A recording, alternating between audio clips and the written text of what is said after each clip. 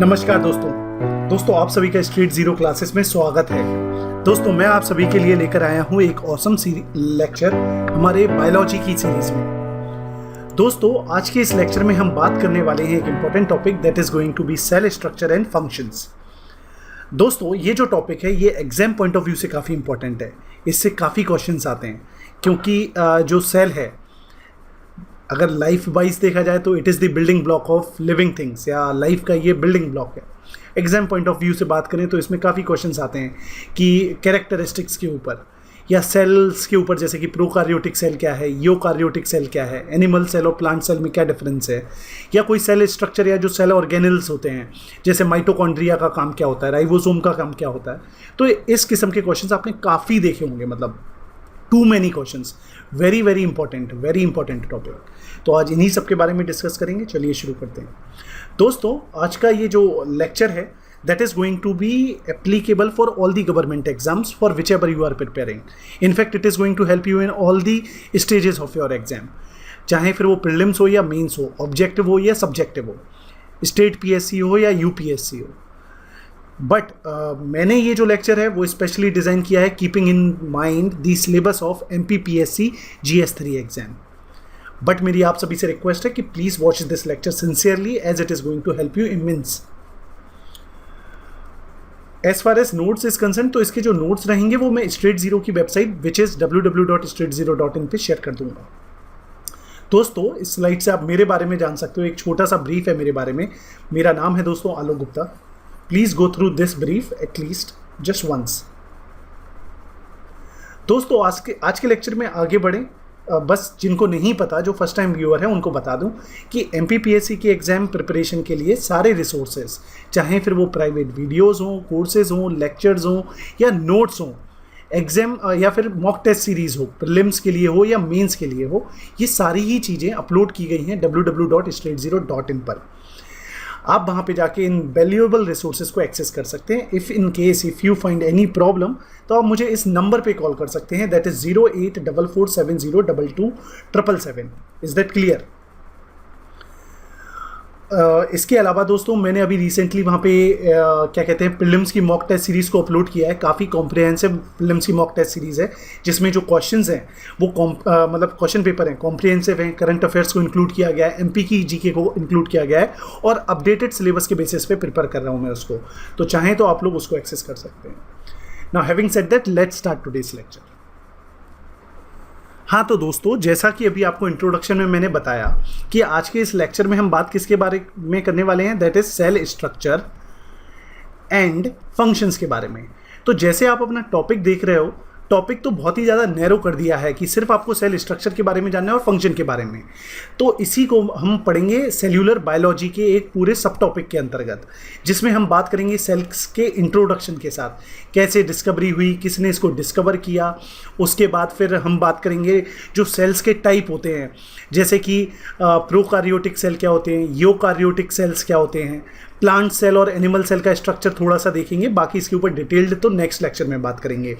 उसके बाद फिर हम बात करेंगे भाई डिफरेंट टाइप्स ऑफ क्या कहते हैं सेल ऑर्गेनल्स। जो सेल का स्ट्रक्चर होता है उसके अंदर जो आइटम रहते हैं उनको सेल ऑर्गेनल्स बोलते हैं, उसके बारे में बात करेंगे। फिर हम बात कर लेंगे थोड़ी सी सेल डिवीजन के बारे में, why it is important, so that we can able to understand how cell propagate itself, how it can ensure its growth. तो सेल डिवीजन, वैसे तो सेल डिवीजन के ऊपर एक डेडिकेटेड चैप्टर रहेगा, लेकिन यहाँ पे एक छोटा सा ब्रीफ जान लेंगे सो दैट हमारा जो सेल्यूलर बायोलॉजी टॉपिक है वो कंप्लीट हो जाए। क्लियर है? इंट्रोडक्शन के साथ शुरू करते हैं। तो इंट्रोडक्शन में सबसे मेन बात तो ये बोली जाती है, भैया जो हमारा सेल है it is the fundamental unit of life, it is the building block of life. अगर हम सेल के साइज़ की बात करें तो इट रेंजेस फ्रॉम माइक्रोमीटर से लेके मिलीमीटर्स तक की इसकी साइज़ होती है। जैसे आप यहाँ पे देख रहे हो, ये नंबर्स को याद करना इतना ज़रूरी नहीं है, just for the sake of understanding you should know how big और स्मॉल इट इज़। सेल्स जो होते हैं काफ़ी शेप और साइज़ में अवेलेबल हैं और इनके डिपेंडिंग अपॉन देयर शेप और साइज और structure they can perform various functions. अगर हम बात करें स्मॉलेस्ट सेल की तो उसका नाम है माइकोप्लाज्मा। ये नाम याद कर लो, प्रीलिम पॉइंट ऑफ व्यू से इंपॉर्टेंट है। Mycoplasma is the smallest cell. Largest cell की बात करें तो that is the ostrich egg. जो ऑस्ट्रिच होता है उसका जो अंडा होता है उतना बड़ा भी एक एग है, तो that is the largest cell possible. अगर हम शेप्स की बात करते हैं तो ये क्यूबॉइड हो सकता है, कॉलमनर हो सकता है, पॉलीगोनल हो सकता है, या थ्रेड लाइक इरेगुलर शेप्स भी हो सकते हैं। So these are the various shapes in which cells are available. कैसा दिखता है हमारा सेल? तो कुछ इस टाइप का दिखता है। ये एक बॉल है, इस बॉल के अंदर बहुत सारी चीज़ें हैं, जिसमें न्यूक्लियस होता है, सेल मेम्ब्रेन होती है, डीएनए होता है, लाइजोसोम होते हैं, राइबोसोम होते हैं, mitochondria, Golgi apparatus, cytoplasm, endoplasmic reticulum. These are the various different cell organelles. अभी आगे आने वाले लेक्चर में बात करेंगे। तो सबसे पहले तो सेल की डेफिनेशन के साथ स्टार्ट करते हैं। So what is cell? It is the smallest basic unit of life. मतलब अगर कहीं पे लाइफ प्रेजेंट है, कोई जीवित चीज़ है, तो यानी वहाँ पे सेल है। Cell is the only basic constituent for it. Cell का जो स्ट्रक्चर है, फंक्शनल सेल, ऐसा बोला जाता है कि जो लिविंग थिंग्स हैं उनका स्ट्रक्चरल, फंक्शनल या बायोलॉजिकल यूनिट है। सेल अपने आप को रिप्लीकेट कर सकता है independently without the help of anyone. So that is why it is said that it is a building block of life. हर सेल के अंदर एक पानी जैसा फ्लूइड होता है जिसको हम लोग साइटोप्लाज्म बोलते हैं, और ये जो पानी जैसा फ्लूइड है साइटोप्लाज्म में, ये बंद रहता है एक मेम्ब्रेन में जिसको हम लोग सेल मेम्ब्रेन बोलते हैं। ये जो साइटोप्लाज्म है, इसके अंदर बहुत सारे बायोमोलिक्यूल्स होते हैं। बायोमोलिक्यूल्स यानी लाइफ रिलेटेड मॉलिक्यूल्स, जैसे कि protein, nucleic acid, DNA, RNA are the nucleic acid, lipids. ठीक है। उसके अलावा जो सेल स्ट्रक्चर्स हैं, मतलब सेल के अंदर जो सेल स्ट्रक्चर्स होते हैं, उनको हम लोग बोलते हैं सेल ऑर्गेनल्स। ये जो हमारा साइटोप्लाज्म है उसके अंदर ऐसे पड़े रहते हैं बीच में, जो अभी मैंने फोटो में भी दिखाया था। उसके बाद अगर हम बात करते हैं तो जो सेल है, सेल की जब हम स्टडी करते हैं तो इसी को हम लोग सेल्यूलर बायोलॉजी या सेल बायोलॉजी भी बोलते हैं। अगर हम बात करें सेल को डिस्कवर किसने किया था, तो ये नाम काफ़ी इंपॉर्टेंट है, रॉबर्ट हुक। साइंस और एग्जाम पॉइंट ऑफ व्यू से काफ़ी इंपॉर्टेंट है। रॉबर्ट हुक, हुक में क्या फंस गया? सेल फंस गया। तो रॉबर्ट हुक ने सेल को डिस्कवर किया था। जितने भी ऑर्गेनिज्म आज के टाइम पे आप देखते हो, ये सारे किसके बने हुए हैं? सेल्स के बने हुए हैं। डिपेंडिंग अपॉन वो जो ऑर्गेनिज्म है वो कितने सेल्स का बना हुआ है, उस ऑर्गेनिज्म को हम या तो यूनिसेल्यूलर कहते हैं या मल्टी सेल्यूलर। मल्टी सेल्यूलर का एग्जाम्पल है हम ह्यूमन बींग्स। और अगर यूनिसेल्यूलर की बात करें तो जैसे कि पिछले लेक्चर में हमने बात की थी प्रोटोजोआ के बारे में। प्रोटोजोआ कैसे ऑर्गेनिजम्स होते हैं? जो यूनिसेल्यूलर होते हैं। जैसा कि बताया, स्मॉलेस्ट नोन सेल कौन सा है? माइकोप्लाज्मा। अगर हम बात करें सेल के, अगर हम ओवरऑल बहुत बेसिक वे में फंक्शंस की बात करें तो they do provide structure to the body, they do provide the nutrients. उसके अलावा आगे अगर हम लोग चलते हैं, सेल जो है that is also known as the lowest level of organisation in any life. जैसे आपको पता है ह्यूमन बॉडी का जो स्ट्रक्चर है उसमें भैया आपका नर्वस सिस्टम, मस्कुलर सिस्टम, और क्या कहते हैं ट्रांसपोर्टेशन सिस्टम, रेस्पिरेटरी सिस्टम, बहुत सारे सिस्टम हैं। तो हमारी बॉडी एक बहुत बड़ी ऑर्गेनाइजेशन है। उस ऑर्गेनाइजेशन का अगर सबसे छोटा लेवल के पे बात करें तो दैट इज सेल। जो सारे फंक्शन आपके बॉडी करती है वो सारे फंक्शन किस लेवल पे ऑपरेट होते हैं? सेल के लेवल पे ऑपरेट होते हैं। Now cells comprise cell organelles, ये सारी चीज़ें मैं बता चुका हूँ। आगे चलते हैं। डिस्कवरी की अगर बात करें तो discovery of cell is one in itself a remarkable advancement in the field of science. Why? Because जब तक हमें सेल के बारे में नहीं पता था तब तक हम लाइफ के बारे में कुछ पोस्टुलेट नहीं कर सकते थे। अब एक बार सेल के बारे में पता चल गया तो ह्यूमंस में होने वाली डिसीजेस, जेनेटिक डिसीजेस, या फिर क्या कहते हैं ग्रोथ, सेल जो ह्यूमंस की ग्रोथ होती है वो कैसे होती है, रिकवरी होती है तो कैसे होती है, तो वो सारी चीज़ें हमें पता चलती हैं just because of the study of cells. Now जैसे अभी मैंने आपको बताया कि रॉबर्ट हुक ने सेल्स को डिस्कवर किया था। कैसे डिस्कवर किया था वो कहानी यहाँ पे लिखी हुई है, जो कि एग्जाम पॉइंट ऑफ व्यू से इंपॉर्टेंट नहीं है, बट दो तीन चीज़ें इंपॉर्टेंट है। एक तो कब किया था, विच इज 1665, 1665 में किया था। और दूसरी चीज़ है यहाँ पे एक कॉर्क, जैसे आपने कॉर्क की बॉल देखी है ना, कॉर्क क्रिकेट खेला होगा, तो उसी की स्लाइस पे उन्होंने इसको नोटिस किया था। उसके बाद एक और नाम आता है एंटोन वैन ल्यूवेन हुक का, जिन्होंने ये जो सेल की स्टडी की थी वो की थी कंपाउंड माइक्रोस्कोप के अंदर। तो ये दो नाम काफ़ी इंपॉर्टेंट हैं as far as discovery of cell is concern. उसके बाद अगर हम बात करते हैं सेल्स के कैरेक्टरिस्टिक्स की, क्या एसेंशियल कैरेक्टरिस्टिक्स हैं, तो जैसे कि मैंने आपको बताया सेल्स जो हैं वो हमारे किसी भी ऑर्गेनिज्म की बॉडी को स्ट्रक्चर और सपोर्ट प्रोवाइड करते हैं।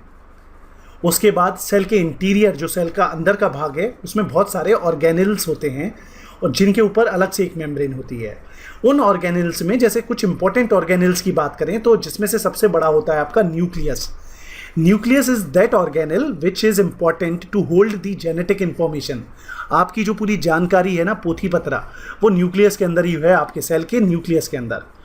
उसके अलावा ये जो पोथी पत्रा है, that information specially helps in the reproduction and cell growth. उसके अलावा जैसे मैंने बताया, मुख्यतः ज़्यादातर हर ही सेल में न्यूक्लियस होता है और मेंबर बाउंड ऑर्गेनल्स होते हैं, जैसे कि माइटोकॉन्ड्रिया है। माइटोकॉन्ड्रिया एक ऐसा ऑर्गेनल है जिसके ऊपर डबल मेम्ब्रेन होती है और ये एनर्जी को प्रोड्यूस करता है। इनको हम लोग बोलते हैं किचन ऑफ सेल, मतलब यहाँ पे खाना प्रिपेयर होता है, एनर्जी प्रिपेयर होती है।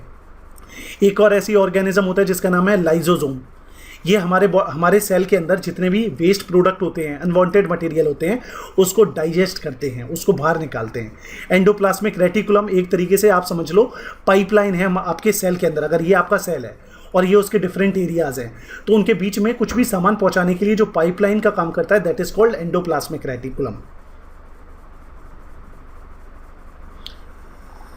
नाउ अगर अब ये हमें कैरेक्टरिस्टिक्स समझ में आ गई, तो डिपेंडिंग अपॉन दी कैरेक्टरिस्टिक्स और कि उसमें ऑर्गेनल्स होते हैं, ये होता है वो होता है, तो सेल्स का क्लासिफिकेशन किया गया।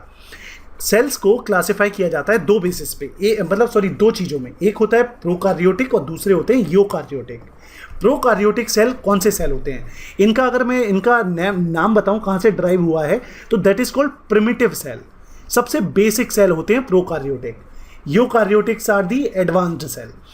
यहाँ पे क्या होता है, प्रोकार्योटिक में या तो न्यूक्लियस होता नहीं है या फिर इनकम्प्लीट डेवलप्ड होता है। तो सिंपल वे में याद रखो, इनमें न्यूक्लियस एब्सेंट होता है। सेल जो होती हैं प्रोकार्योटिक सेल, वो छोटी होती हैं साइज में, इनमें सिंगल क्रोमोसोम होता है। और ऑर्गेनल्स जो होते हैं वो वाले ऑर्गेनल्स नहीं होते हैं जिनके ऊपर मेम्ब्रेन होनी चाहिए। समझ गए? जैसे अभी हमने बात की थी माइटोकॉन्ड्रिया, तो माइटोकॉन्ड्रिया के ऊपर क्या थी, डबल मेम्ब्रेन थी। तो ऐसा वाला सेल ऑर्गेनल इन प्रोकार्योटिक्स में होता नहीं है। जबकि अगर यूकार्योटिक की बात करें तो न्यूक्लियस होता है, वो भी मेम्ब्रेन बाउंड। सेल जो होता है वो कंपैरेटिवली लार्जर होता है, एक से ज़्यादा क्रोमोसोम्स अवेलेबल होते हैं। उसके अलावा क्या कहते हैं, ऑर्गेनल्स जो होते हैं मेंबर बाउंड ऑर्गेनल्स भी प्रेजेंट रहते हैं। ये तो हो गए मुख्यतः या मोटे मोटे differences between prokaryotic and eukaryotic. अब प्रोकार्योटिक और यूकार्योटिक के बारे में एक एक करके सारे फैक्ट पढ़ लेते हैं। जैसे कि प्रोकार्योटिक जो सेल्स होते हैं, इनको बेस्ट रिप्रेजेंट किया जाता है with the help of bacterias, जो लास्ट लेक्चर में पढ़े थे, ब्लू ग्रीन एल्गी, माइकोप्लाज्म या पीपीएलओ। एक चलो काम दे देता हूँ, होमवर्क दे देता हूँ, पीपीएलओ का फुल फॉर्म बताइए कमेंट सेक्शन में। ठीक है, चलो ये हो गया होमवर्क। तो प्रोकार्योटिक सेल्स जो हैं they can be best represented with the help of bacteria, blue green algae, mycoplasma और PPLO. Now prokaryotic cell, as I told you that they are primitive, so they have the advantage that they can multiply rapidly and they have the varied sizes. They are available in various sizes. जैसे कि bacillus उन sales को नाम दिया जाता है जो कि रॉड शेप के दिखते हैं। एक रॉड होती है ना, जैसे उस शेप के दिखने वाले सेल्स को हम लोग बेसिलस सेल्स बोलते हैं। जिन भी सेल्स को अगर हम कॉकस बोलेंगे तो यानी वो स्फेरिकल शेप के सेल्स होते हैं। विब्रियो यानी जो कॉमा शेप के सेल्स होंगे उनको हम लोग विब्रियो बोलते हैं। स्पीरिलियम यानी स्पाइरल टाइप के। तो बैक्टीरियल सेल जैसे आपने देखा, ये क्या है, प्रोकार्योटिक सेल हैं जो कि 4 अलग शेप्स में आते हैं। जितने भी प्रोकार्योटिक सेल्स होते हैं उनके ऊपर सेल वॉल होती है। देखिए, मैं अगर एक बेसिक ऑर्गेनाइजेशन बताऊं, अगर ये आपका सेल है तो सेल के ऊपर एक मेम्ब्रेन होती है जिसको हम लोग बोलते हैं सेल मेम्ब्रेन। और कुछ जैसे कि प्लांट सेल हो गए या फिर अभी मैं प्रोकार्योटिक सेल की बात बता रहा हूं, तो इनके ऊपर एक और मेम्ब्रेन होती है जिसको हम लोग बोलते हैं सेल वॉल। सेल वॉल एक तरीके से रिजिडिटी प्रोवाइड करती है, प्रोटेक्शन प्रोवाइड करती है सेल्स को। उसके अलावा और जैसे कि मैंने बताया, mycoplasma is also a prokaryotic cell, पर इसके ऊपर सेल वॉल नहीं होती। This is an exception. Genetic material यानी जो इन्फॉर्मेशन उस सेल की पूरी डेटा हिस्ट्री को कैरी करता है, वो यहाँ पे कैसा होता है, बिना मेम्ब्रेन के होता है, क्योंकि न्यूक्लियस होता नहीं है। नॉर्मली क्या होता है, जेनेटिक इन्फॉर्मेशन होती है न्यूक्लियस के अंदर और न्यूक्लियस के ऊपर होती है मेम्ब्रेन, पर इनमें न्यूक्लियस होता नहीं है। तो न्यूक्लियस ना होने की वजह से जो इन्फॉर्मेशन है, जेनेटिक मटेरियल है, that is available without the membrane. Now यहाँ पे जो डीएनए है, प्लाज्मिड डीएनए, वो उसमें कुछ ऐसे फीचर्स होते हैं जो कि रेसिस्टेंट प्रोवाइड करता है अगेंस्ट दी एंटीबायोटिक्स। और यही एक कारण है जो एंटी माइक्रोबियल ड्रग्स आपने सुने होंगे AMR। चलिए ये कमेंट सेक्शन में बताना what is meant by anti microbial drugs. तो जो आपने सुना होगा कि जो आजकल के बैक्टीरियाज होते हैं उन पे एंटीबायोटिक्स का असर नहीं होता है। वो क्यों नहीं होता है? Just because of the presence of plasmid और over developed plasmid DNA। Cell organelles होते हैं प्रोकार्योटिक्स में, जैसे कि बहुत सारे होते हैं, लेकिन उनमें जितने भी डबल मेम्ब्रेन या मेम्ब्रेन वाले ऑर्गेनल्स हो गए, जैसे कि माइटोकॉन्ड्रिया, गोल्गी बॉडीज, ये सारे एब्सेंट होते हैं। उसके अलावा इनके पास एक स्पेशल टाइप की सेल मेम्ब्रेन होती है जिसको बोलते हैं मेसोसोम। ठीक है, बैक्टीरियाज के बारे में अगर बात करें तो दो टाइप के बैक्टीरियाज होते हैं, एक होते हैं ग्राम पॉजिटिव बैक्टीरिया और एक होते हैं ग्राम नेगेटिव बैक्टीरिया। इन दोनों में डिफरेंस क्या होता है, ग्राम पॉजिटिव हो या ग्राम नेगेटिव हो? देखिए जैसे कि बताया कि सेल बॉल होती है प्रोकार्योटिक सेल्स में, तो बैक्टीरियाज में भी होगी सेल बॉल, लेकिन जब सेल बॉल बहुत ज़्यादा थिक होती है, बहुत मोटी होती है, तो वो वाले होते हैं ग्राम पॉजिटिव, और जिनमें सेल बॉल बहुत पतली सी होती है उसको बोलते हैं ग्राम नेगेटिव। अब जो जिनमें सेल बॉल मोटी होती है तो इस एक टेस्ट होता है जिसको बोलते हैं gram staining test. Gram staining test check करने के लिए किया जाता है कि कौन सा बैक्टीरिया ग्राम पॉजिटिव है, ग्राम नेगेटिव है। जब ये टेस्ट होता है और जब ये उस टेस्ट के दौरान कलर चेंज होता है तो उस बेसिस पे इनको हम लोग बोलते हैं ग्राम पॉजिटिव या ग्राम नेगेटिव बैक्टीरियाज। बैक्टीरियल जो सेल होता है, ये बार बार आप सोच रहे होगे कि सर आप मुझे पढ़ा रहे हो प्रोकार्योटिक सेल और बोल रहे हो बैक्टीरियल सेल। वो इसलिए क्योंकि प्रोकार्योटिक सेल कहाँ पे देखते हो आप, वहीं पे तो पढ़ाई करेंगे अपन। तो जैसे मैंने बताया it can be best represented by the bacteria और प्लांट सेल और ऐसे करके ना। तो जो बैक्टीरियल सेल है, एक तरीके से हम प्रोकार्योटिक सेल के बारे में ही बात कर रहे हैं। तो यहाँ पे केमिकली कॉम्प्लेक्स सेल एनवेलप जो है वो प्रेजेंट होता है, मतलब कॉम्प्लेक्स सेल मेम्ब्रेन। जैसे अभी मैंने आपको बताया था ना, मेसोसोम टाइप की एक स्पेशलाइज सेल बॉल मेम्ब्रेन होती है। तो जो ये कॉम्प्लेक्स सेल एनवेलप है, मतलब जो कवरिंग है, उसमें 3 लेयर्स होती हैं, आउटर मोस्ट, मिडिल वाली और एक इनर मोस्ट। आउटर वाली को बोलते हैं ग्लाइकोकैलिक्स, बीच में होती है सेल बॉल और अंदर होती है सेल मेम्ब्रेन। तो इस टाइप का स्ट्रक्चर होता है। ठीक है, आगे चलते हैं। उसके बाद भी बहुत सारी डिटेल्स दी हुई है कि जैसे जो मोटाइल बैक्टीरियल सेल्स होते हैं, मोटाइल का मतलब जो ऐसे सेल्स जो मूव कर सकते हैं, तो उनमें फ्लैजेला होता है। फ्लैजेला एक तरीके से आप ये समझ लीजिए, इस टाइप का अगर ये बैक्टीरियल सेल है तो उसमें एक ये निकला हुआ होगा जो अपने आप को ऐसे वेव करता है, और ये फिर उसके बाद सेल जो है बैक्टीरियल सेल है वो मूव कर पाता है। उसके अलावा जो ये होती है कि क्या कहते हैं, बैक्टीरिया जो होता है उसके ऊपर कुछ स्ट्रक्चर्स होते हैं, पीली एंड फिम्ब्रिए। ये किसका काम करते हैं, ये बैक्टीरिया को अटैच करने में मदद करते हैं, जो भी होस्ट होता है उसके साथ अटैच करने में।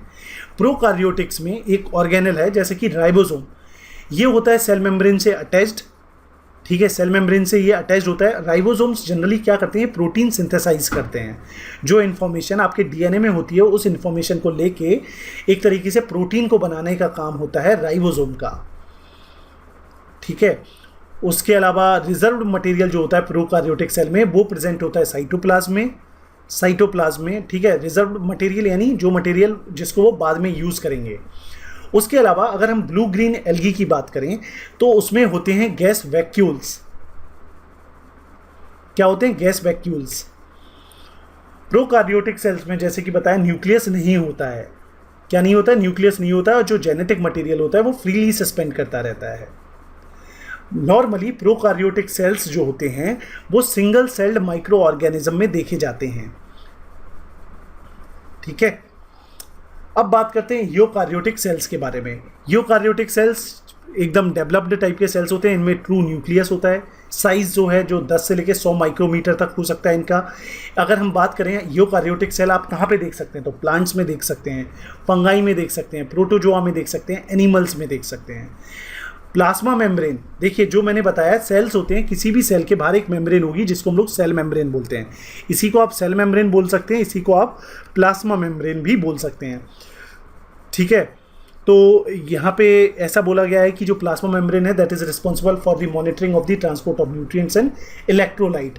मतलब अगर मान लीजिए सेल के अंदर कोई सामान आना है या सेल के अंदर से बाहर कुछ जाना है तो इस चीज़ को इंश्योर कौन करता है, प्लाज्मा मेम्ब्रेन। क्यों, क्योंकि ये सेमी परमिएबल होती है। सेमी परमिएबल का मतलब क्या होता है, कोई ऐसी लेयर जो कि एक ही तरफ से ट्रांसपोर्ट को अलाउ करे, या तो सामान यहाँ से यहाँ आ पाएगा या यहाँ से यहाँ जा पाएगा। ठीक है, तो इसी बेसिस पे जो लेयर्स की क्लासिफिकेशन होती है वो 3 टाइप की होती हैं। एक होती है अनपरमिएबल या फिर इम्परमिएबल, दूसरी होती है परमिएबल और तीसरी होती है सेमी परमिएबल। इम्परमिएबल का मतलब होता है जो कि ना ही किसी भी स्ट्रक्चर के अंदर कुछ आने दे और ना ही कुछ बाहर जाने दे। परमिएबल का मतलब होता है जो दोनों अंदर भी आने दें और बाहर भी जाने दें। और सेमी परमिएबल का मतलब होता है जो सिलेक्टिवली चीज़ों को अंदर या बाहर जाने दें। उसके अलावा eukaryotic cell can reproduce themselves sexually as well as asexually. Sexually का मतलब ये होता है जब 2 डिफरेंट टाइप के सेल जो होते हैं वो मिक्स होने के बाद रिप्रोड्यूस करें, और एसेक्सुअली में इंडिपेंडेंटली वो प्रोड्यूस कर सकते हैं अपने आप को। अगर हम बात करते हैं यूकार्योटिक सेल, नाउ अगर हम बात करें यूकार्योटिक सेल, आपका जैसे अपने सेल्स के क्लासिफिकेशन को पढ़ रहे थे तो पहले पढ़ा हम लोगों ने प्रोकार्योटिक और दूसरा पढ़ा यूकार्योटिक। अब जैसे कि बताया यूकार्योटिक सेल आपको प्रोटोजोआस में भी देखने को मिल रहा है, प्लांट में, एनिमल में, हर जगह। तो यूकार्योटिक सेल के आप मुख्यतः 2 और क्लासिफिकेशन कर सकते हो, एक कर सकते हो प्लांट सेल और दूसरा कर सकते हो एनिमल सेल। तो अभी हम आगे पढ़ेंगे तब उनके बारे में बात करेंगे।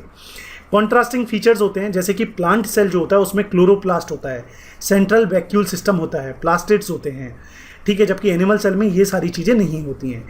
यूकार्योटिक सेल्स जो होते हैं ये प्रोटिस्टा, जब हम प्लांट किंगडम का क्लासिफिकेशन पढ़ते हैं या ऑर्गेनिजम्स का क्लासिफिकेशन पढ़ते हैं तब हम देखते हैं कि वहाँ पे प्रोटिस्टा, प्लांट्स, एनिमल्स और फंगाई जो हैं वहाँ पे यूकार्योटिक सेल प्रेजेंट रहते हैं। यहाँ पे जो साइटोप्लाज्म है वो कंपार्टमेंट में डिवाइड होता है और इन कंपार्टमेंट में प्रेजेंट होते हैं ऑर्गेनिल्स। ऑर्गेनिल्स यानी उसके अंदर के part, mitochondria, ribosome, DNA, nucleus, ये सारी चीज़ें। सेल जो है वो एक अपने आप में उसके अंदर होता है वेल ऑर्गेनाइज्ड न्यूक्लियस जो कि ब्रेन का काम करता है, और सेल के न्यूक्लियस के ऊपर जो मेम्ब्रेन होती है उसको बोलते हैं न्यूक्लियर मेम्ब्रेन। ये देख रहे हो, न्यूक्लियर मेम्ब्रेन, ठीक है। और न्यूक्लियस के अंदर होते हैं जेनेटिक मटेरियल जो कि क्रोमोजोम समझ लो एक फाइल डायरेक्टरी है उसमें, और क्रोमोजोम में होते हैं डीएनए और अपने डीएनएस, ठीक है, जीन्स और डीएनए ऐसे समझ लीजिए। प्लांट सेल के बारे में बता चुका हूँ क्योंकि यहाँ पे सेल बॉल होती है, प्लास्टिड्स होती है, वैक्यूल सिस्टम होता है, जबकि एनिमल सेल में नहीं होता है। एनिमल सेल में होते हैं सेंट्रियोल्स जो कि प्लांट सेल में नहीं होते। ये देख रहे हो, ये प्लांट सेल का एक स्ट्रक्चर है, कैसा दिखता है वो आप देख लीजिए। यहाँ पे ये न्यूक्लियस है, ये न्यूक्लियर मेम्ब्रेन है, ये न्यूक्लियोप्लाज्म है, न्यूक्लियस के अंदर का लिक्विड न्यूक्लियोप्लाज्म, ठीक है। उसके बाद यहाँ पे अगर आप देख रहे हो ये एंडोप्लाज्मिक रेटिकुलम कहते हैं इसको। ये लाइबोसोम है जो वेस्ट मटेरियल को एक्सक्रीट आउट करते हैं।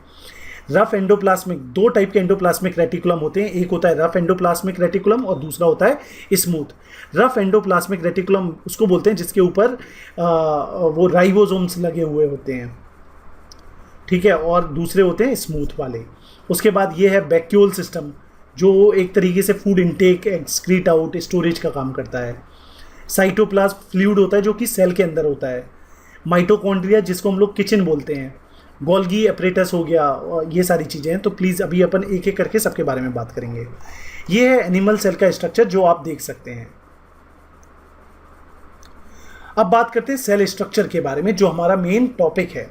तो सेल का स्ट्रक्चर हम बात कर चुके हैं। सेल में 3 चीज़ें, जैसे कि एक सेल बॉल या सेल मेम्ब्रेन, उसके अंदर का लिक्विड और उसके अंदर का न्यूक्लियस, ये सबसे बेसिक स्ट्रक्चरिंग हो गई। एक एक करके इस स्ट्रक्चर को समझते हैं। जैसे सेल मेम्ब्रेन, सेल मेम्ब्रेन एक ऐसा पार्ट है जो कि किसी भी सेल को प्रोटेक्ट और सपोर्ट करता है। ये सब्सटेंस के मूवमेंट को कंट्रोल करता है कि क्या सामान अंदर आएगा, क्या बाहर जाएगा। ये एक्सटर्नल एनवायरनमेंट को इंटरनल एनवायरनमेंट से सेपरेट आउट करता है। सेल मेम्ब्रेन जो है वो एक तरीके से आउटर कवरिंग होती है सेल की, जो कि कवरिंग प्रोवाइड करती है सेल के अंदर के मटेरियल को। उसके अलावा जैसे कि बताया है, ये जो सेल मेम्ब्रेन है वो पोरस होती है, पोर्स होते हैं उसके अंदर, so that it can allow the substance to move in and out. और ये सिलेक्टिव मेम्ब्रेन है, सिलेक्टिव सेमी परमिएबल मेम्ब्रेन अगर आप इसको बोलें तो it is selective semi permeable membrane. उसके अलावा ये हो गया। अब बात करते हैं सेल वॉल की। Cell wall, again cell wall हर सेल में प्रेजेंट नहीं होती है, सिर्फ कहाँ प्रेजेंट होती है, प्लांट सेल में, या तो प्लांट सेल में प्रेजेंट होती है या फिर प्रोकार्योटिक सेल्स में प्रेजेंट होती है, ठीक है। और ये जो सेल वॉल है वो किसकी बनी हुई होती है, सेल्यूलोज की, हेमी सेल्यूलोज की या पिक्टिन की। तो सेल्यूलोज क्या है, एक तरीके से स्ट्रेंथ प्रोवाइड करता है, प्रोटेक्शन प्रोवाइड करता है। ये काफ़ी रिजिड और स्टिफ स्ट्रक्चर होता है, जो कि प्लांट सेल होंगे तो प्लांट सेल में सेल मेम्ब्रेन तो होती है जो कि एनिमल सेल में भी होती है, लेकिन प्लांट सेल में ऊपर से एक और लेयरिंग होती है जिसको हम लोग सेल वॉल बोलते हैं।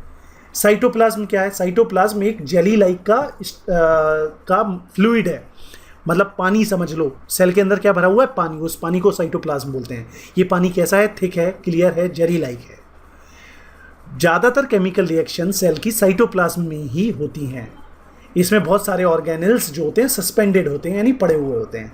न्यूक्लियस की बात करें तो न्यूक्लियस एक ऐसा स्ट्रक्चर है सेल के अंदर जहाँ पे पूरी आपकी हेरिडेटरी इंफॉर्मेशन स्टोर होती है।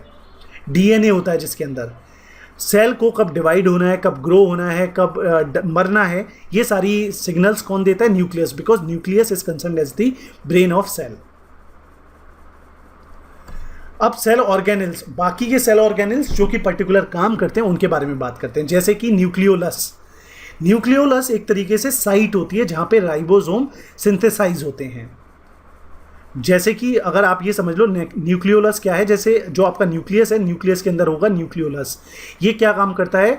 यहाँ पे राइबोसोम जो एक और ऑर्गेनेल है वो सिंथेसाइज होता है, वो क्रिएट होता है, ठीक है। उसके अलावा ये सेल की एक्टिविटीज़ को भी कंट्रोल करता है और सेल के रिप्रोडक्शन को भी कंट्रोल करता है कि कब सेल का रिप्रोडक्शन यानी ग्रोथ, डिवीजन होना है। न्यूक्लियर मेम्ब्रेन, जो न्यूक्लियस के ऊपर मेम्ब्रेन होती है उसको न्यूक्लियर मेम्ब्रेन कहते हैं।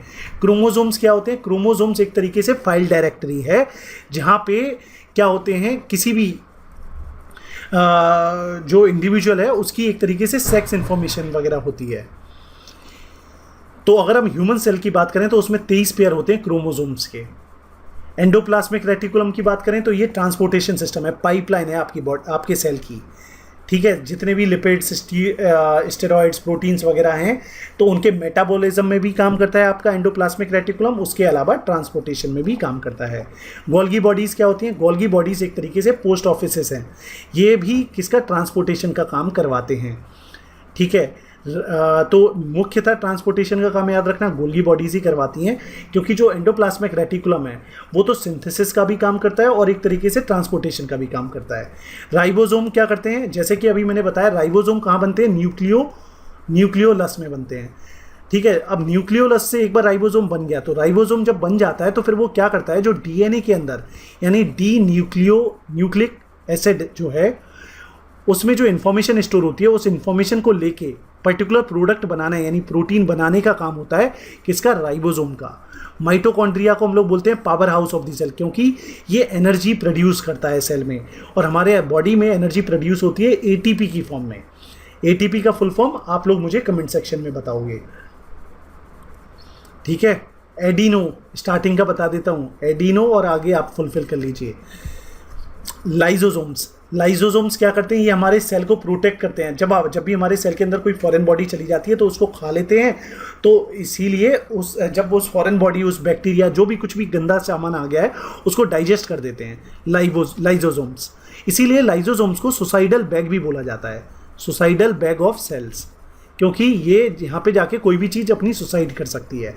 इनफैक्ट सेल का पूरे सेल को भी ये लोग डाइजेस्ट कर सकते हैं। क्लोरोप्लास्ट एक ऐसा ऑर्गेनल है जो कि फोटोसिंथेसिस में मदद करता है। क्लोरोप्लास्ट इज अ प्लास्टिड, ठीक है। जैसे आप जब मैं आपको प्लांट सेल, एनिमल सेल को डिटेल में बायोलॉजी में पढ़ाऊंगा या पढ़ाया हुआ है तो वहाँ पे आपको बताया था मैंने कि प्लास्टिड 3 टाइप के होते हैं। एक होते हैं जैसे क्रोमोप्लास्ट, दूसरे क्लोरोप्लास्ट, है ना, फिर लियोकोप्लास्ट। तो ये अलग अलग टाइप के होते हैं। तो जो क्लोरोप्लास्ट होता है इसी के अंदर क्लोरोफिल होता है। ये जो पिगमेंट होता है क्लोरोफिल, उसी की मदद से प्लांट्स जो हैं वो क्या कर पाते हैं? फूड प्रोड्यूस कर पाते हैं। वैक्यूल्स क्या करते हैं? वैक्यूल्स एक बहुत बड़ा सा स्ट्रक्चर होता है पूरे सेल में, जहाँ पे सेल का खाना, पानी और वेस्ट मटेरियल स्टोर होता है। तो इस तरीके से सेल के सारे स्ट्रक्चर और उनके फंक्शंस हो गए। अब बात करते हैं सेल थ्योरी के बारे में। ये जो सेल थ्योरी है, डायरेक्ट क्वेश्चन आता है प्रीलिम्स में कि भैया सेल थ्योरी इज propounded या प्रपोज्ड बाय, किसने की है? तो याद रखना शेल्डन एंड सेचुआन ने। Schleiden, Schwann, Theodor Schwann, Matthias Schleiden, उसके अलावा रुडोल्फ विर्चॉ, इन तीनों ने सेल थ्योरी को प्रपोज किया था। क्या है सेल थ्योरी के मेन पॉइंट्स? वो याद कर लो, 3 मार्कर या 5 मार्कर में पूछ सकते हैं। जैसे कि ऑल लिविंग, जितनी भी अर्थ पे लिविंग स्पीसीज हैं वो सेल की बनी हुई हैं। सेल बेसिक यूनिट है लाइफ की, और जो सेल हैं वो प्री एग्जिस्टिंग सेल से बनते हैं। फिर आता है मॉडर्न वर्जन सेल थ्योरी का, जिसमें कुछ और पॉइंट जोड़ दिए, जैसे कि सेल्स के अंदर एनर्जी फ्लो होता है, सेल्स के अंदर जो जेनेटिक इंफॉर्मेशन स्टोर है वो एक सेल से दूसरे सेल में पास्ड होती है, और जो सारे के सारे सेल्स हैं सेम टाइप के, उनकी केमिकल कॉम्पोजिशन भी सेम होती है। सेल्स के बारे में इतना जानने के बाद कि हमने सेल थ्योरी समझ ली, सेल का स्ट्रक्चर समझ लिया, उन सेल ऑर्गेनेल्स के नाम जान लिए, उनके फंक्शन जान लिए, अब बात करते हैं कि सेल काम क्या क्या करता है। तो सबसे पहली बात तो सबसे पहले तो ये सपोर्ट प्रोवाइड करता है। क्या प्रोवाइड करता है? सपोर्ट और स्ट्रक्चर प्रोवाइड करता है किसी भी ऑर्गेनिज्म की बॉडी को। सेल जब कंबाइन होते हैं तो बनता है टिश्यू बनते हैं, और उसी के बाद फिर हमारी बॉडी ढंग से काम करती है। ये हमारे मीटोसिस ग्रोथ में भी इंश्योर करते हैं। देखिए, जब मैं आपको सेल ग्रोथ बताऊंगा या सेल्फ अपने आप को कैसे प्रोपोगेट करते हैं, उसी को रिप्रोडक्शन बोलते हैं। तो लेकिन इस चीज़ को हम सबसे पहले पढ़ते हैं सेल डिवीजन के नाम से। सेल अपने आप को डिवाइड करता है। जैसे अभी हमने मॉडर्न सेल्यूलर थ्योरी देखी, उसके हिसाब से जो सेल्स होते हैं, न्यू सेल्स होते हैं, they are produce from the pre existing cell. कैसे प्रोड्यूस होते हैं? By the cell division. Cell division दो टाइप का होता है, डायरेक्ट या इनडायरेक्ट। डायरेक्ट वाले में तो सेल डिवीजन में क्या होता है, एक ये सेल है, अपने आप को दो पार्ट में बांट दिया, ये बन गए सेल्स। इनडायरेक्ट सेल डिवीजन भी दो टाइप का होता है, एक होता है मीटोसिस और एक होता है मायोसिस। मीटोसिस में क्या होता है, और डायरेक्ट वाले में क्रोमोसोम्स वगैरह इन्वॉल्व नहीं होते। मीटोसिस में क्रोमोसोम्स तो इन्वॉल्व होते हैं, लेकिन यहाँ पे एक ही सेल होता है जो कि डॉटर सेल्स को बनाता है। और मियोसिस में क्या होता है, दो ऑर्गेनिजम्स आते हैं और उनके मिक्सिंग की वजह से फिर बनता है, उसको मियोसिस बोलते हैं। ठीक है, तो ये एक तरीके से सेल डिवीजन में मदद करते हैं, जो सब्सटेंस है हमारे बॉडी के उनको ट्रांसपोर्ट करने में मदद करते हैं, एनर्जी प्रोडक्शन में मदद करते हैं, उसके अलावा रिप्रोडक्शन में मदद करते हैं। तो जैसे कि अभी मैं आपको बता रहा था सेल डिवीजन वैसे तो हमारा जो ये चैप्टर है उसका काम यहाँ पे ख़त्म होता है। सेल स्ट्रक्चर पढ़ लिया हम लोगों ने और उसके फंक्शन पढ़ लिए हमने। ठीक है, उसके ऑर्गेनल्स के फंक्शन पढ़ लिए, सेल के फंक्शंस पढ़ लिए। लेकिन ये जो सेल डिवीजन वाला पार्ट है, बिकॉज हमने इसको नाम दिया सेल्यूलर बायोलॉजी, तो उसमें सेल डिवीजन के बारे में भी थोड़ा देख लेते हैं। अदरवाइज इसके ऊपर डिटेल्ड लेक्चर जो है वो बाद में बात करेंगे प्रॉपर प्लेस पे। तो सेल डिवीजन एक ऐसी बायोलॉजिकल प्रोसेस होती है जिसकी मदद से कोई भी पेरेंट सेल अपने आप को दो या दो से ज़्यादा डॉटर सेल्स में डिवाइड कर लेता है। इसी को सेल डिवीजन कहते हैं। ये जो सेल डिवीजन या ये जो बायोलॉजिकल प्रोसेस है, ये सबसे ज़्यादा इसेंशियल प्रोसेस है किसी भी ऑर्गेनिज्म की, because it is this process by which that organism ensure its continuity, sustainability. यही प्रोसेस है because of which organisms can grow, organism can repair themselves और organism can reproduce themselves.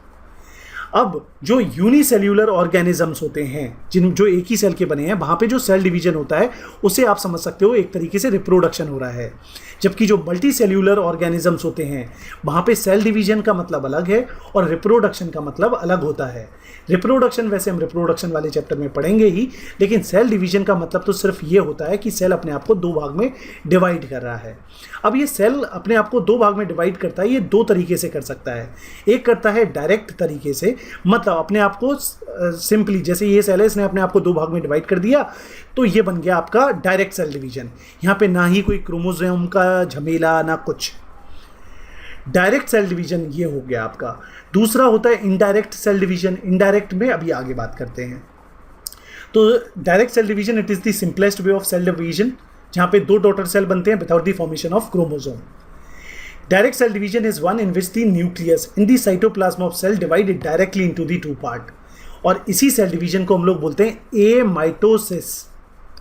Amitosis मतलब यहाँ पे कोई क्रोमोसोम का involvement नहीं हुआ, तो एमाइटोसिस। दूसरा होता है माइटोसिस। माइटोसिस सेल डिवीजन में क्या होता है, क्रोमोसोम का भी इन्वॉल्वमेंट आ जाता है। ये इनडायरेक्ट सेल डिवीजन होता है और यहाँ पे कॉम्प्लिकेटेड चेंजेस होते हैं, जैसे कि पहले क्रोमोसोम बनेगा, फिर क्या होगा, पेरेंट सेल डिवाइड होगा। क्रोमोसोम क्या है, एक तरीके से इन्फॉर्मेशन है, तो वो इन्फॉर्मेशन स्टोर करता है पहले। मतलब जब भी सेल को डिवाइड होना है तो वो पहले क्रोमोसोम बनाएगा, इन्फॉर्मेशन बताएगा कि देखो हमारा सेल इस टाइप का होता है, ये फंक्शन करता है, ये सारी चीज़ें करनी है हमें। तो वो पूरी उस बेसिस पे फिर सेल डिवाइड होता है और फिर डॉटर सेल्स बनते हैं। जो डॉटर सेल्स बनते हैं, अगर मान लीजिए जैसे अभी मैंने आपको बताया था ह्यूमन बींग्स में 23 टाइप के क्रोमोसोम होते हैं। ठीक है, और ये जो मतलब टोटल तो वैसे 46 होते हैं, 23 के ऐसे पेयर में होते हैं। तो अब क्या होता है, जब ये डिवाइड होता है ह्यूमन बींग्स में, तो एक में 23 आ पाते हैं।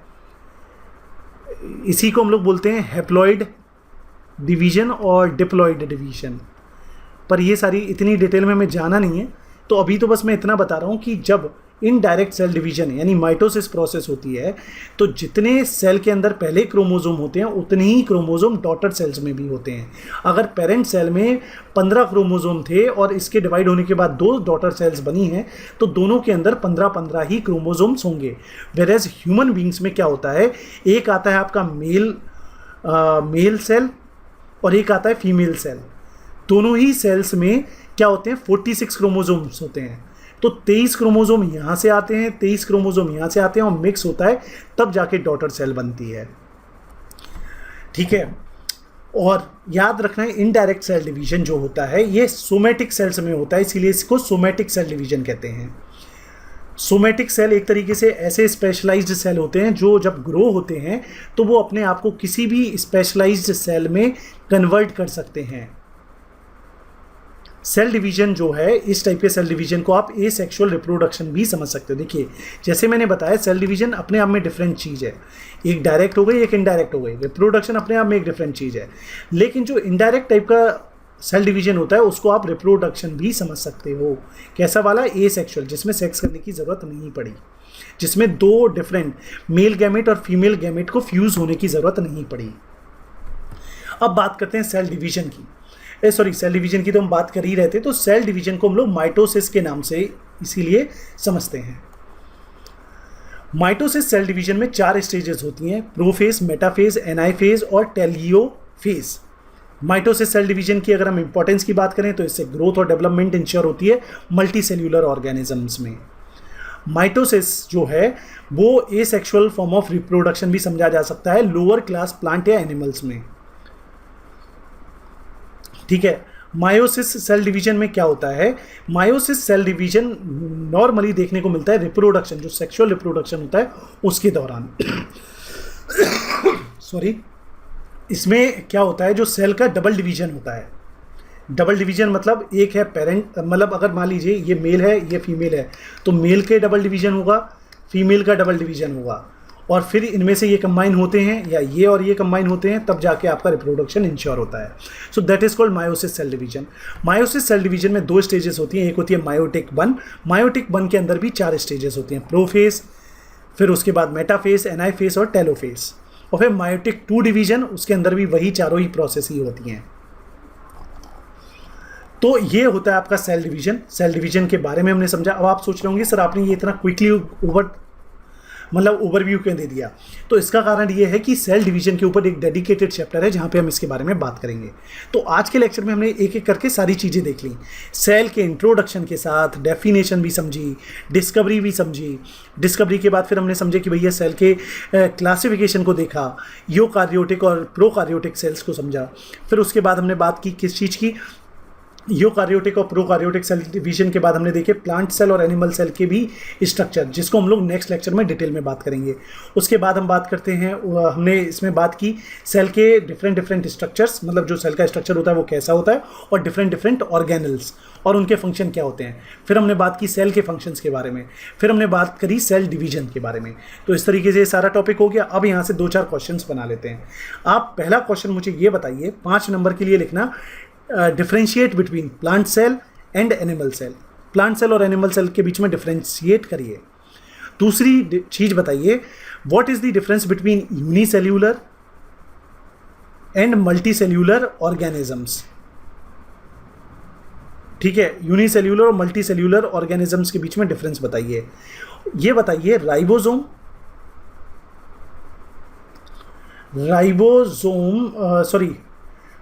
डीएनए और आरएनए में डिफरेंस बताइए। डीएनए और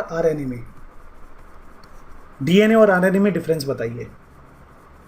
ये 3 क्वेश्चंस के आप जवाब देना। 5 मार्क्स के लिए 50 वर्ड्स में या कमेंट सेक्शन में आंसर लिखना अपना। तो इसी के साथ ये लेक्चर यहाँ पे समाप्त होता है, लेकिन आप एक चीज़ मत भूलिए, लेक्चर बंद करने से पहले इस पे अपना फीडबैक देना मत भूलिए। कमेंट करके बताओ या लाइक डिसलाइक करके बताओ। चलिए मूव करते हैं। तो दोस्तों इसी के साथ हमारा ये लेक्चर समाप्त होता है। उम्मीद करता हूँ आपको ये लेक्चर पसंद आया होगा। Thank you very much for watching this lecture so sincerely and till the last. दोस्तों अगर अब आपको 2-3 चीज़ों का ध्यान रखना है। एक तो आप सेम लेक्चर को 2 से 3 बार देख लीजिए, ठीक है, सो दैट हर एक कॉन्सेप्ट आपके दिमाग में बहुत अच्छे से समा जाए। उसके अलावा अगर दोस्तों दूसरी बात जिसका आपको ध्यान रखना है कि जो मैंने क्वेश्चंस पूछे हैं उनके जवाब प्लीज़ आप कमेंट सेक्शन में दें। और अगर आपको कहीं पे कोई क्वेरी आती है, कोई डाउट होता है, चाहे इस लेक्चर के रिलेशन में या आपकी पूरी एग्जाम प्रिपरेशन के किसी भी एस्पेक्ट के रिलेशन में, तो आप मुझे straight01990@gmail.com पे मेल करके पूछ सकते हैं, फ़ोन करके पूछ सकते हैं, मैसेज करके पूछ सकते हैं या कमेंट करके पूछ सकते हैं। Is that clear? उसके अलावा दोस्तों अगर आपको कोई भी रिसोर्सेज को लोकेट करने में इशू हो रहा है तो जैसा कि मैंने आपको बताया, वेबसाइट है www.straight0.in और ये मेरा रेफरल कोड है जिसका आप इस्तेमाल कर सकते हैं। इससे आपको फायदा होगा। Is that fine? तो चलो on this note let's end this lecture. All the very best for your preparation. मिलेंगे नेक्स्ट लेक्चर में। टिल देन दस विदानिया।